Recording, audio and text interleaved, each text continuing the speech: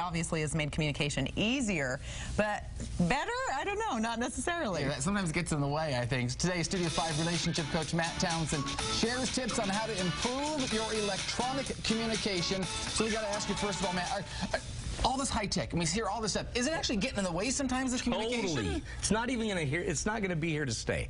I'm pretty sure it's all going to fall down. Think about every one of those. We're still humans, right? Yeah. Right. And so I can make cookies, but who's going to deliver them? I can make cookies, but for what motive? For what purpose? For what is this technology all for except to improve our relationships? And the reality is we're not doing so great with the technology we already have, right? Yeah. How well do you communicate with your text, with your email, with your phones? Are you increasing your communication and your connection with your partner, with your neighbors, with your friends, or is it getting worse? Yeah, so often you lose some of that personal connectivity when you do that. Okay, we got a bunch of examples. We want you to walk us through on how we can improve our electronic communication. Let's start with texting, which can sometimes, a lot of people do this, but it can get in the way sometimes. Now, texting, think about it. Texting, you know, they used to just come to your house. If somebody had died and there was a tragic accident, they'd walk to your house, they'd knock on the door in the middle of the night, and they'd tell you, you know what, your son passed. Would they now text it? Yeah. Would we text when we're breaking up with somebody? I had a client that broke up with her partner texting it.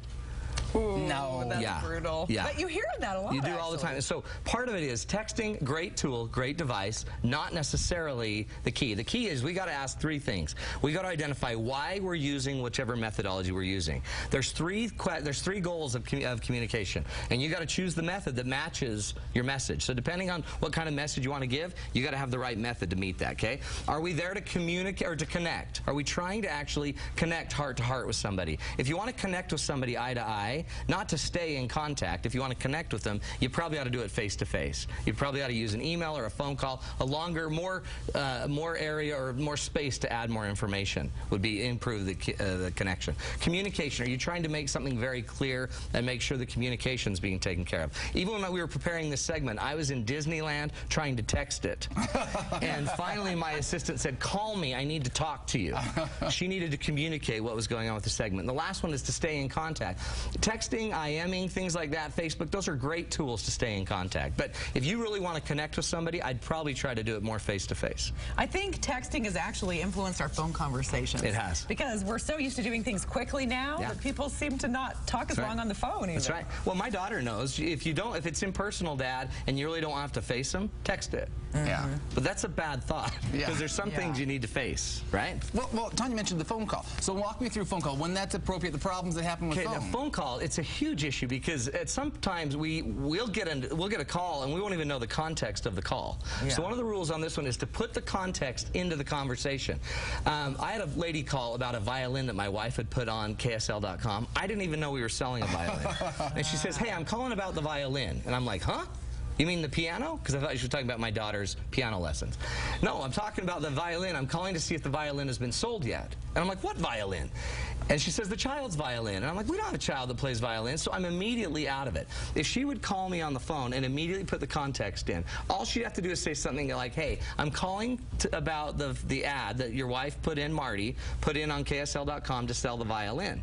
If she'd put the context in the conversation, or when you leave a message, hi, yeah, this is Matt, I'm calling about blankety blank blank blank, and leave the context in the message. All of a sudden it allows me to pick up in the communication wherever you're starting it, instead of having to go figure out where you're coming from. I wish everybody would do that. Nobody does that. No. Well, you do it all the time when you're teaching a lesson or you're speaking. You have to reiterate what the question was, and then you go to the answer, right? Now, another way people are communicating a lot these days is on Facebook. Sometimes people give out too much information on Facebook. Don't you wish there were some things that literally did stay in Vegas? Because sometimes I'm noticing on Facebook there's way too much out there. When we went to Disneyland, all of our kids Facebooked, hey, we're going out of town. We're leaving, and we're like, okay, recall those. We made them take them all off, but the reality is they're out there. There's power in the permanency of Facebook. Remember that. Don't put something out there that you don't want out there forever. It's not coming back. By the way, we were toilet papered twice while we were gone.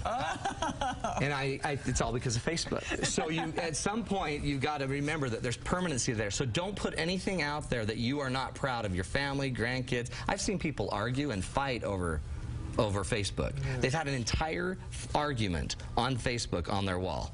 head-to-head. I get a little nervous about posting things on Facebook because I know there are hundreds of people reading everything I'm saying. It gets a little But look scary. how you filter. You filter. You're on television. That's your livelihood. It's your job. You filter much more than the rest of us. The rest of us just throw whatever out there. Hey, I just woke up. I smell a little bit. Probably ought to shower. I'm about to shower. I'm showering. Showered. Who cares? Yeah. It's permanent. Is that how you want to document your life? Probably not. Well, it shows you showered. So It does. At least, that. at least I'm clean. My kids, I think, would like that permanency exactly document. right. Okay, let's get to emails as well. The one I think I tend to. Okay, I have a motto on this, okay? There's 2 mottos to remember. Less is more, fast is friendly. Less is more means the average attention span of a human is about 24 seconds. Look at that email. Oh my gosh. Is this one I sent I used to have I had a client that would write me 4 to 6 pages a week. Oh my gosh. Yeah. And honestly, sometimes we get press releases at KSL, and when they're too long, you don't read them all. That's right. And so notice we edit those out. Less is more. So the less you write, I wouldn't write an email that would take longer than 24 seconds to read. Wow. Now, if they want more information after my email, I'll say, great, let me send you an email that's got detail. But until I've got permission to send them detail, 24 seconds is the limit. If that's the average commercial, is 30 seconds in television, it's because people can't take more than that. And then fastest friendly simply means when you get it, answer it as fast as you can. The longer you go, and I have a hard time with this because I don't even know I got some emails that I got, fastest friendly, so do it quickly. 24-second rule. I love it right there. Rule. Can't do it in 24 That's a seconds. tough rule. And I try to answer it as quickly as you can. And by the way, if you answer it quickly with the 24-second rule, it's not going to be that labor intensive. You can answer it quickly because it's 24 seconds. Okay. Make sense? And you're one less thing, it all comes down to people. It's all focusing on people. That's the whole point of all this. interactions are with people. So when you're communicating through whichever medium you choose to use, you make sure you're connecting to a human being. There's always another person there. And so when you write something specific, share your heart, share specifics, tell a joke in the email or some iteration or something that shows that you know this person, that you care. People just want, the reason we want all this technology is to connect more. We think the technology is the difference. It's not. It's your heart in whatever technology you're using. That's the difference. Just make sure you can share that heart in 24 seconds or less. Don't take pictures of it. And you got a date night coming up, speaking of all this stuff. This is the best date night ever. This is called Celebrating the Differences with Your Partner. It's Friday, January 14th. What I'm doing is I'm capturing all of my funniest content around the differences between men and women. Tons of fun, 7 o'clock to 9 o'clock. Call us, 801-747-2121. It's $35. If you want to get your husband involved in talking about the marriage without scaring him, get him to this event. We laugh, we cry. It's incredible. My parents went to one of his date nights. Really? They loved it. They said they had so much fun. You know and what? They talked about their kids and how troubling their kids are on the marriage.